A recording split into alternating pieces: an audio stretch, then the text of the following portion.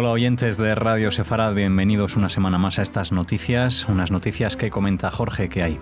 Hola Alejandro, y pido disculpas de antemano por mi voz tan ronca estos días. Bueno, una voz que cambia, pero comentarios que se mantienen en la línea de nuestro director. Vamos ahora con los titulares del día. Y es que se reúnen en Israel los responsables de seguridad de Estados Unidos, Rusia y el país anfitrión para tratar sobre Irán y Siria. El acuerdo del siglo de Trump incluiría inversiones internacionales de $50.000 millones en la mejora de vida de los palestinos. Según Irán, los ataques cibernéticos de Estados Unidos no le han afectado. Los detenidos en Madrid, aparte de una carnicería, utilizaban una compraventa de camiones como tapadera de financiación terrorista. Estos son los titulares. Hablaremos con Raquel en la segunda parte de estas noticias sobre la agenda cultural. John Bolton, el asesor de seguridad nacional del presidente de Estados Unidos, Donald Trump, llegó este lunes a Israel, donde esta semana está prevista una reunión tripartita de seguridad regional con altos funcionarios rusos, entre ellos el titular del Consejo de Seguridad de Rusia, Nikolai Patrushev, y su homólogo israelí, Meir Ben-Shabbat. La reunión coincide con el aumento de la tensión regional en el estrecho de Hormuz, después de que Trump suspendiera en el último momento un ataque contra Irán por el derribo de un dron estadounidense este jueves. Lo importante de esta reunión trilateral de las dos superpotencias en el Estado de Israel, dijo el primer ministro Netanyahu, es que atestigua en gran medida la posición internacional del país entre las naciones. Rusia ha apoyado en el conflicto en Siria al régimen de Bashar al-Assad, también respaldado por Irán, que ha aumentado su presencia en el país vecino, ante la que Israel ha atacado puntualmente sus posiciones en territorio sirio. Israel y Estados Unidos plantearían en la reunión tripartita ofrecer incentivos a Rusia para frenar la influencia iraní en la región. Sí, uno dice, bueno, esto debe tener la importancia de que para dilucidar, digamos, los conflictos entre las dos grandes potencias, Estados Unidos y Rusia, pues se reúnen, en vez de reunirse como en la foto de las Islas Azores o en Polonia o en otro lugar del mundo, se reúnen en Israel. Pero esto va más allá, porque la reunión no es solamente en Israel, sino con Israel. Es decir, que Israel está implicada en la salida que buscan estos dos grandes países, estamos hablando de Estados Unidos y Rusia, a la situación general de Oriente Medio, porque si bien cuando esto fue convocado, básicamente el tema principal era Siria, el espacio aéreo sirio, los ataques, la presencia del ejército iraní en Siria, etcétera, pues a medida que se fueron aproximando los días, pues digamos, el centro del conflicto se desvió, o de la tensión se desvió al estrecho de Hormuz, al Golfo Pérsico, entre Irán y Estados Unidos, con el tema del derribo del dron estadounidense. Ustedes seguramente habrán oído hablar, especialmente durante este fin de semana, que los iraníes derribaron un dron americano, que no derribaron otro avión espía que estaba sobrevolando, que Trump iba a bombardear, que dijo que no, que iban a morir 175 personas, que no lo iba a hacer, y que luego dijo que agradeció incluso a Irán que no haya también derribado el avión espía con no sé cuántas personas a bordo.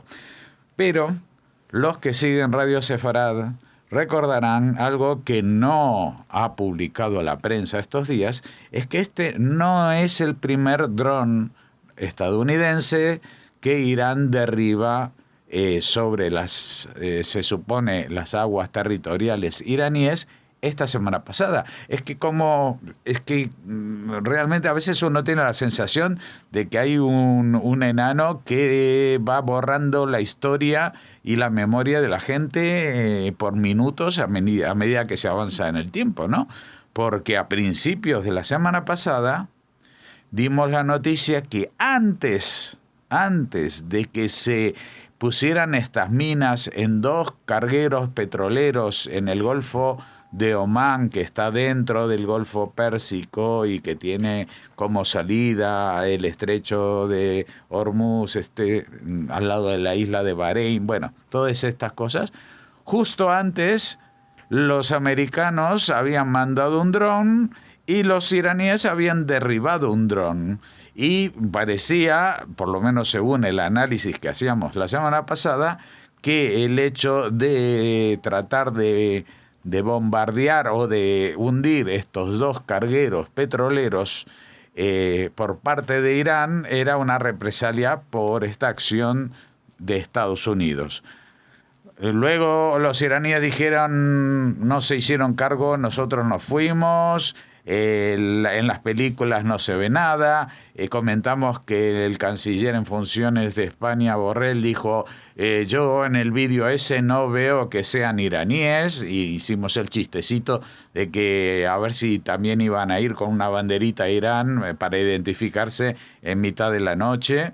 También hicimos el comentario de que es muy raro que se pudiera ver cómo se aproximaba la patrullera iraní a desmontar una mina que no había explotado, a menos que los americanos supieran exactamente que era eso lo que iban a hacer los iraníes, porque, por ejemplo, ya hubieran desarticulado la mina iraní, pero no la hubieran quitado de ahí como señuelo para que vinieran los iraníes y captarlos desde una posición, filmarlos y demostrarle al mundo lo que estaba pasando.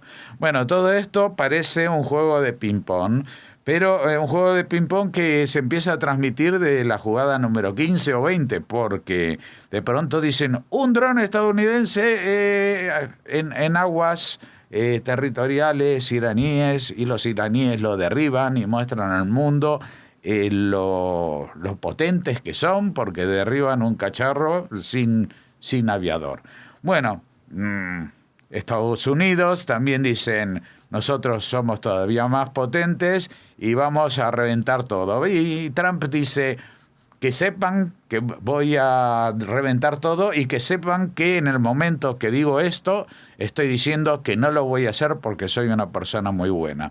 A mí, perdóname que me lo traiga a la escena nacional, pero esto me recuerda a la declaración de independencia en falso del Parlamento catalán. Ese que dijo, el resultado del referéndum, hemos proclamado la independencia de Cataluña a los 5 segundos, pero no la vamos a poner efectiva, ¿no? Entonces, Trump también, vamos a reventar a los iraníes, pero no.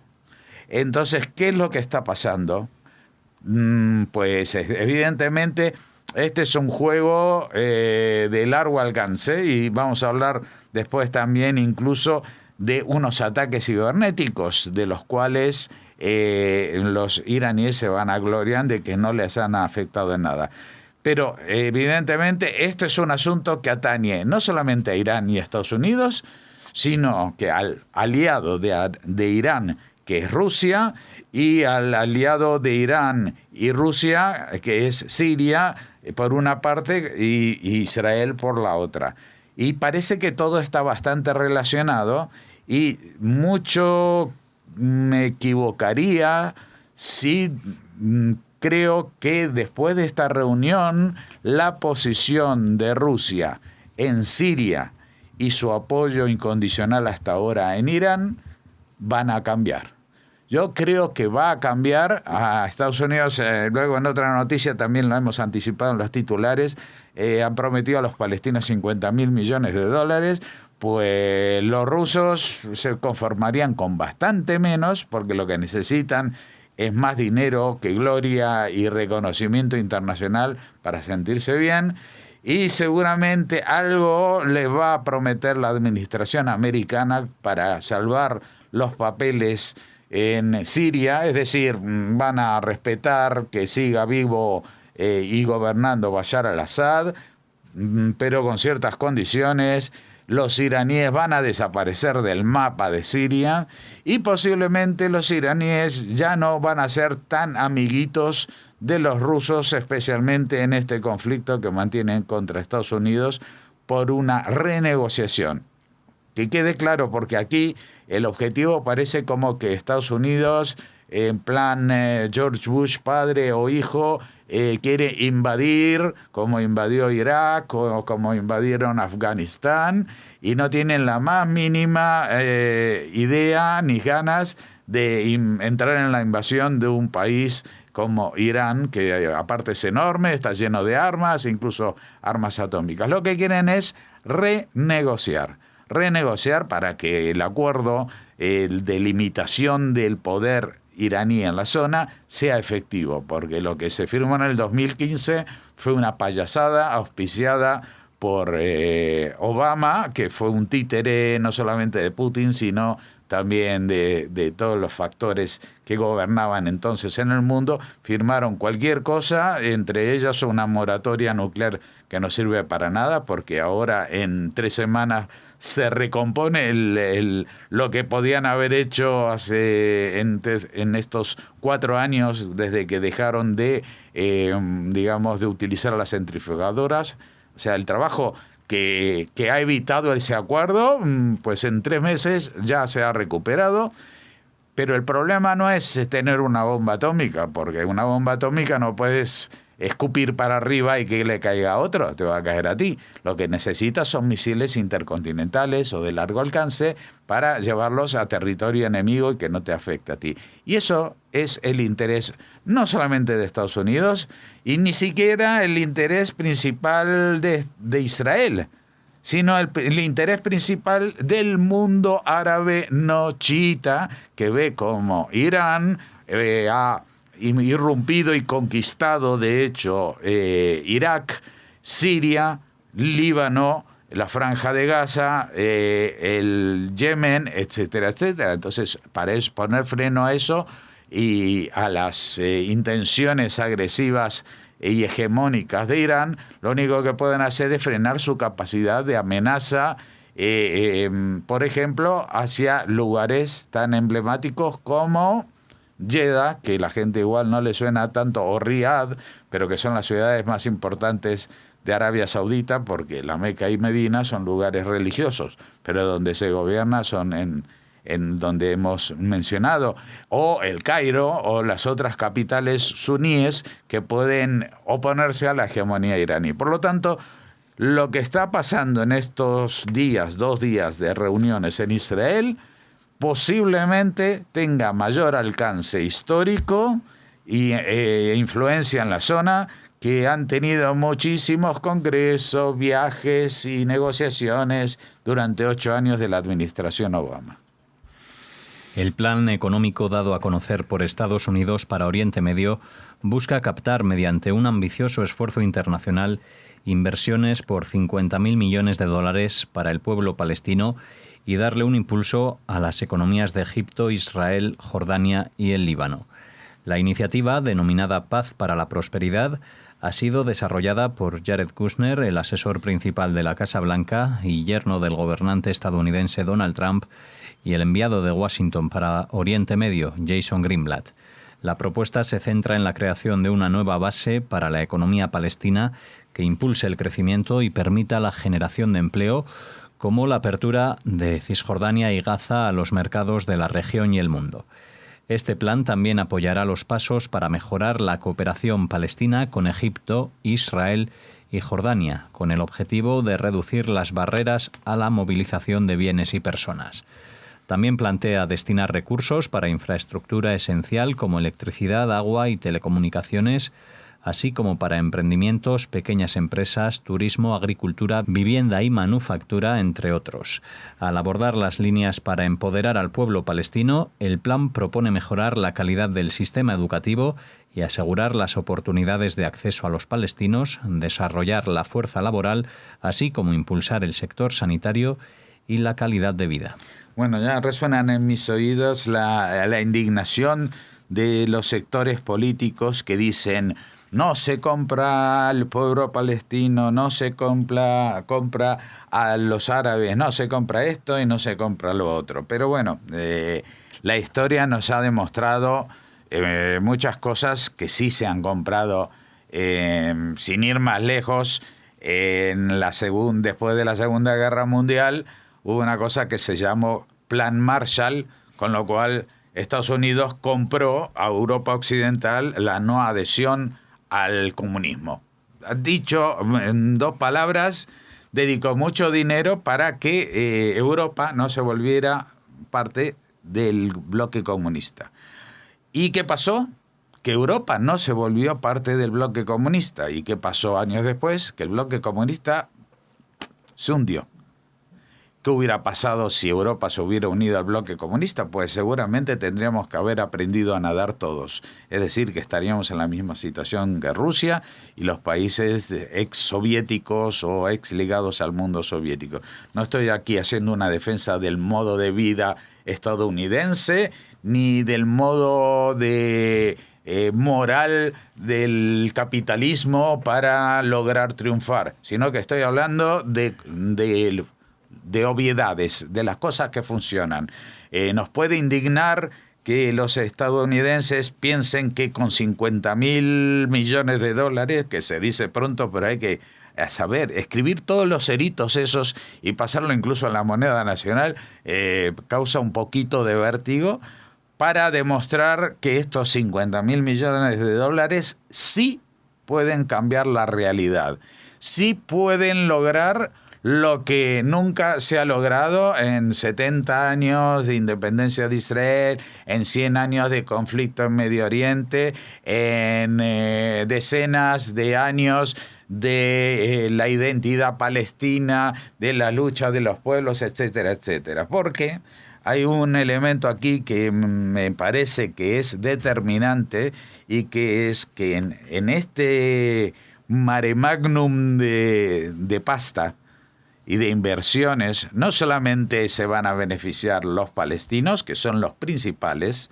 beneficiarios, sino que aparte Israel le va a tocar lo suyo, como siempre, pero también Egipto y Jordania, incluso mencionan al Líbano.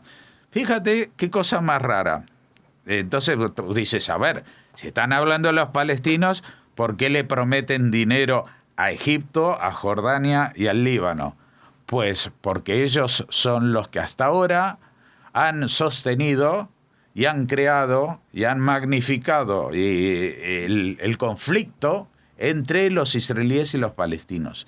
Que ese conflicto prácticamente se podría haber resuelto hace mucho tiempo, no solamente en el año 47 cuando se declaró la partición y hubieran aceptado que hubiera en esa zona 2 estados, uno árabe y otro judío, como recomendaba Naciones Unidas, sino en el año siguiente a la famosa Guerra de los 6 días, el año 67, pues al poco tiempo se reunieron todos estos estados y muchos más y dieron los famosos 3 nos de Jartum. No negociaremos con Israel, nunca nos rebajaremos, nunca cederemos, que esto que el otro. Bueno, yo quiero ver al guapo de Egipto, de Jordania y del Líbano y que les diga y les explique a sus ciudadanos que se pierden la oportunidad de ser unos países en vez de cuarta, en países, no sé si de primera liga, pero por lo menos subir a la segunda regional, con mucho dinero, viviendo mucho mejor, sin violencia y con mucha pastita que les van a prometer y permitir desarrollar cosas y vivir casi como ellos quisieran y como hacen en las películas, es decir, como viven en los países occidentales. ¿Qué es lo que quiero decir con todo esto? Que los palestinos, por más que tengan a Mahmoud Abbas y Saeb Erekat y tengan toda la vieja guardia diciendo no nos rendiremos, que esto que lo otro, pues van a tener encima a 3 lobos, especialmente Egipto y Jordania, y dentro de poco se sumará también Líbano, diciendo acepten esto porque nosotros estamos interesados en que acepten estos, porque nosotros necesitamos la pasta. Vosotros si no la queréis, como si no existieseis, a nosotros nos da igual, pero que sepáis que nosotros llevamos casi 70 años albergando campamentos de refugiados palestinos y estamos con conflictos sociales muy grandes, tanto en Egipto, tanto en el Líbano como en Jordania, con los palestinos. Por ejemplo, Egipto con los gazatíes no quiere tener absolutamente nada que ver. Cuando el presidente Sadat vino en los años 70 a negociar la paz con Israel para que le devolviesen el Sinaí, aceptó la paz solamente con la condición de que no le devolviesen la Franja de Gaza. No quería a los palestinos de Gaza metidos en su tierra. Los jordanos en el año 70 masacraron con una virulencia que no se ha visto en Oriente Medio hasta la guerra de Siria, a los palestinos, que conforman el 70 o el 80% de su población, en una masacre llamada Septiembre Negro, que después se utilizó como nombre de grupos terroristas contra los judíos. Hay paradojas del destino. Y Líbano tiene desde hace 30 años o 40 años, son prisioneros de un grupo terrorista que se ha hecho con el país, que se llama Hezbollah, y que lo único que les produce son problemas, y que aparte tienen campamentos de refugiados que no están integrados con el resto de la población. Es como si tuvieran un estado dentro de otro estado. Es decir, estos países son los que van a impulsar esto que los palestinos en principio van a decir: no, jamás de los jamás firmaremos esto. Pues viviremos para verlo. El gobierno de Irán aseguró que ninguno de los ataques cibernéticos lanzados por Estados Unidos, después que medios estadounidenses revelasen los ciberataques, les hiciesen algún daño. Según el gobierno iraní, solo en el último año han neutralizado 33 millones de ataques.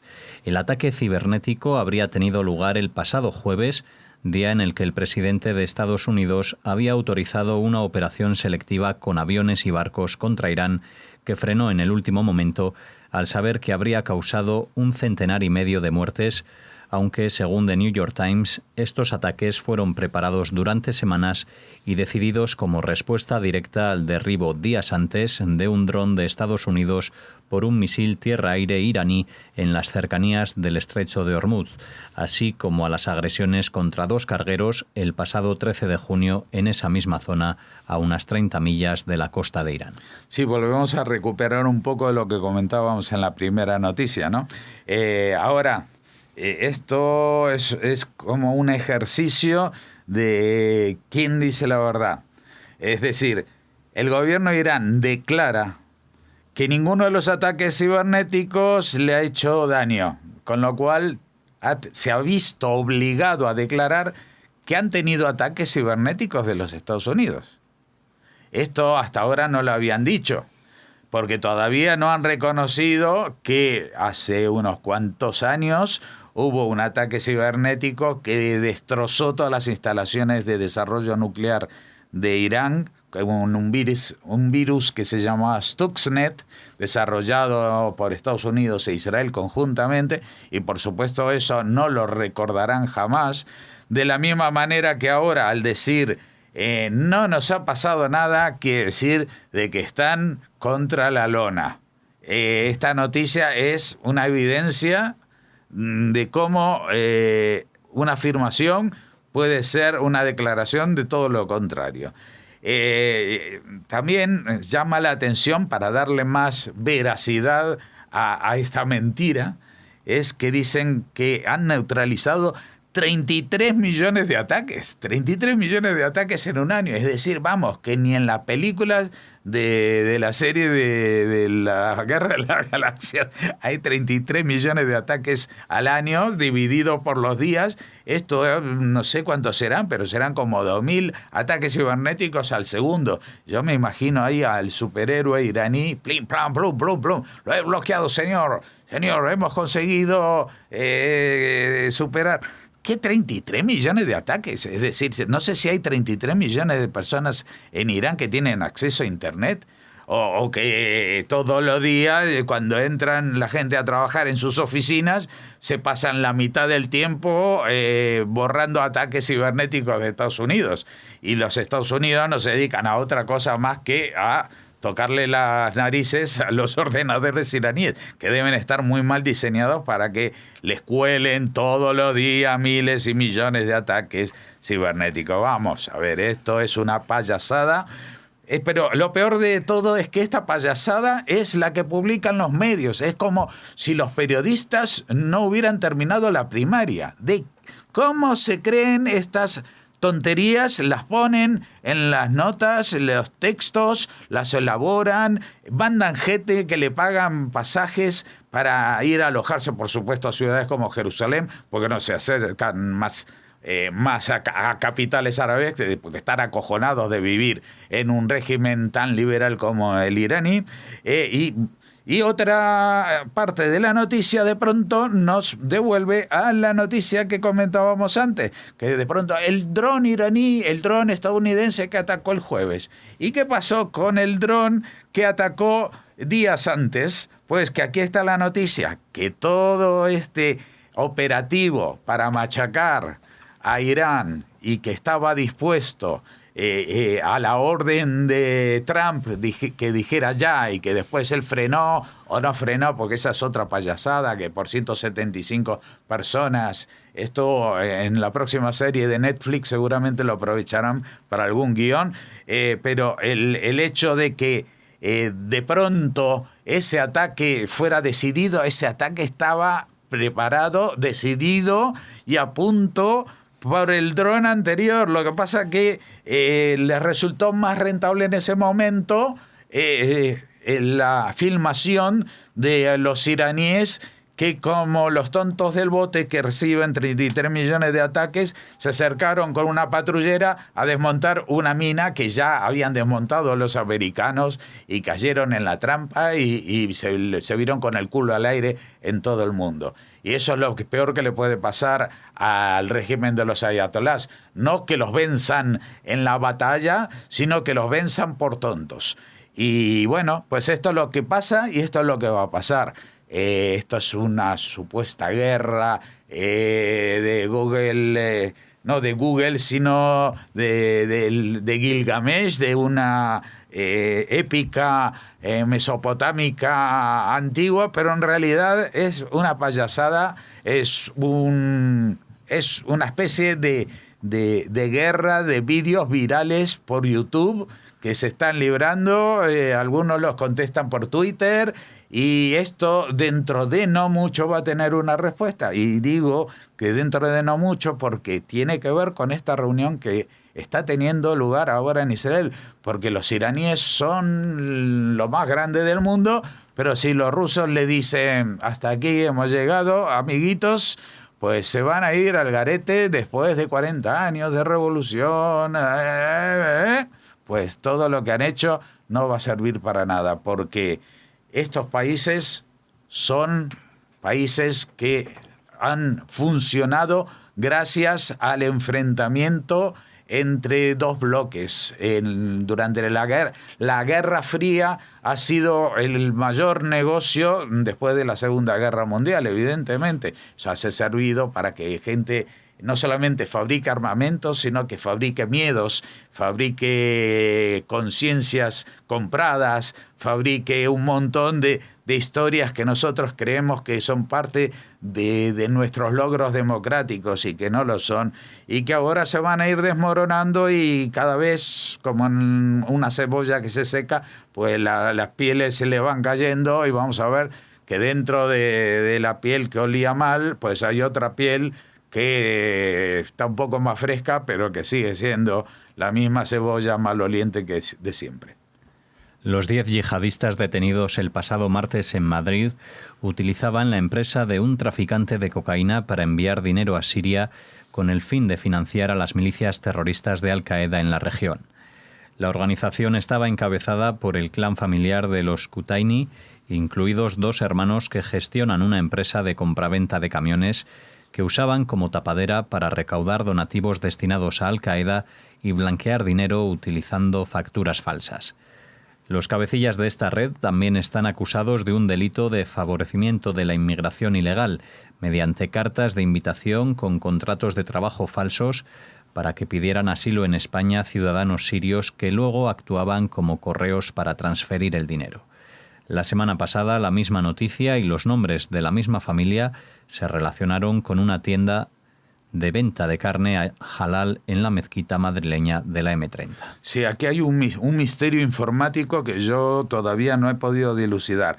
He visto un titular, digo, esto a mí me suena. Los yihadistas detenidos en Madrid, los Kutaini. Yo esta noticia la di, pero me acuerdo que era una carnicería en la mezquita de la M30. Hablamos de ello, de cómo se hacía la financiación, todo esto no hace millones de años, la semana pasada. El martes pasado fue la noticia, así que si revisan nuestro archivo, o el martes o el miércoles, hablamos de esto. Dimos los detalles de la carnicería halal, etcétera, etcétera, cómo hacían los envíos. De pronto la noticia esta, no se menciona la carnicería halal. Y todo es una empresa de transporte de camiones que está situada en Fuente el Sas.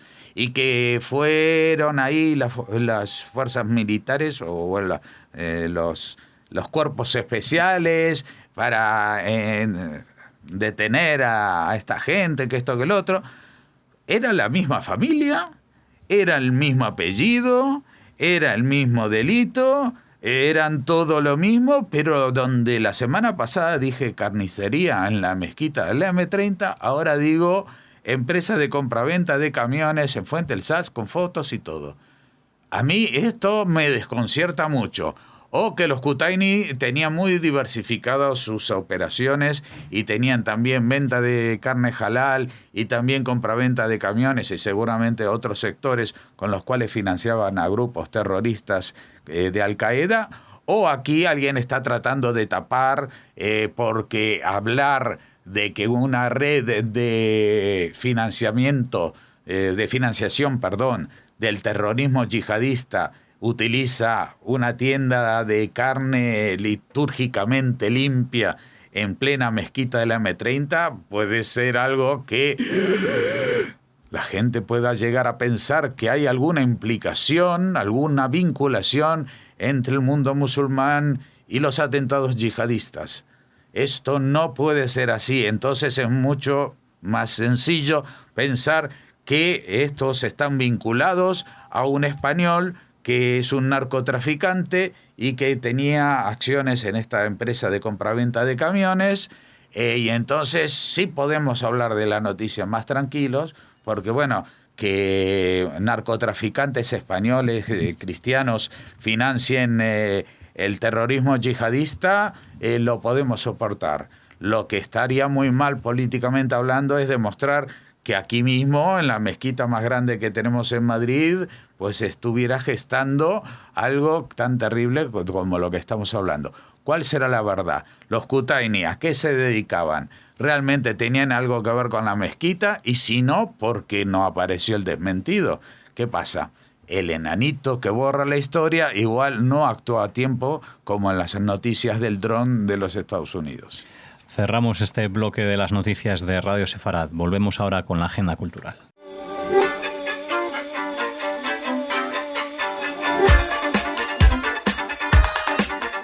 Bienvenidos a esta segunda parte de las noticias de hoy, a la agenda cultural. Hola Raquel, ¿qué tal? Hola Alex, hola a todos. Bueno, volvemos a esta agenda para que nos hables de temas interesantes ya entrados en el verano. Exacto, muy curiosos, Alex. Se cumplen en estos días 40 años de la emisión en televisión española de una serie que revolucionó la forma de mirar y de entender el Holocausto para muchas personas en España, en Europa y en el mundo. Por supuesto, es una serie estadounidense. Les hablábamos de Holocausto, protagonizada por Meryl Streep, seguro que se acuerdan.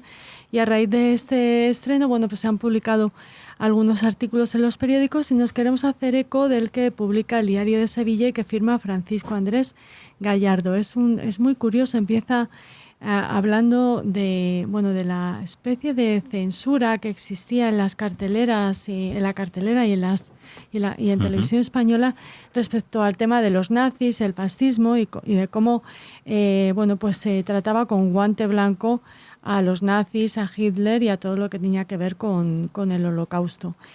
Comenta Andrés Gallardo que, por ejemplo, El juicio de Nuremberg, la famosísima película protagonizada por Spencer Tracy, Aquí en España, en 1961, se tituló Vencedores o vencidos, con una interrogación, dejando en el aire cierta duda sobre si la inhumanidad ejercida por los alemanes y sus cómplices fue cierta o era una exageración. Otro ejemplo. No se emitió hasta 1984 en televisión española. El diario de Ana Frank del 59 no se pudo ver en la televisión pública española hasta 1986. Ser o no ser, la maravillosa película de Lubitsch, hasta 1988, o Esta tierra es mía, hasta 1981. La dirección de Televisión Española, en aquel momento, de UCD en 1979, no terminaba, volvemos a la miniserie Holocausto, de decidirse por la emisión de esta serie del canal NBC, que por primera vez llevaba a la televisión la represión nazi y sus asesinatos masivos. Ya en 1978, en la excelente serie documental británica El mundo en guerra, el doblaje español, pronunciado por voces de los informativos de Televisión Española, suavizaba la cuestión hablando de pormenores nazis. Se llegó a cancelar incluso el episodio dedicado a los campos de exterminio. Durante los primeros 23 años de historia de la cadena pública, entre 1956 y 1979, ya en plena transición, la figura de Hitler fue tratada con incómoda delicadeza, obviándose en todo lo posible, reduciendo los reportajes sobre la contienda mundial y prohibiendo las películas que fueran una afrenta directa hacia el Tercer Reich o al menos hacia sus dirigentes. El término fascista, por ejemplo, estaba vetado. El informador de Televisión Española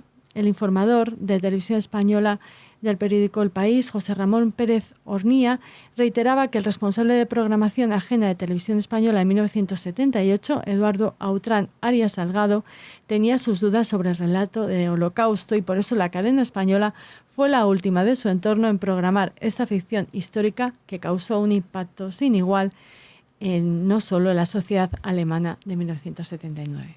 Bueno, pues hay que aprovechar y 40 años de Holocausto. Uh-huh. Y visualizar, ¿no? Esta serie que disponen, entiendo, sí, en el archivo, ¿no?, de Radio Televisión Española. Pueden buscarlo en su página web. Y también un programa maravilloso que le dedicamos aquí en Cine y Shoah, de la mano de Aarón Rodríguez, en la que la analizábamos. Bueno, uh-huh, recibió también muchas críticas porque de alguna manera muchos se echaron las manos a la cabeza por ver este tema tratado en televisión, en formato melodramático, y bueno, es un análisis muy interesante que les recomendamos.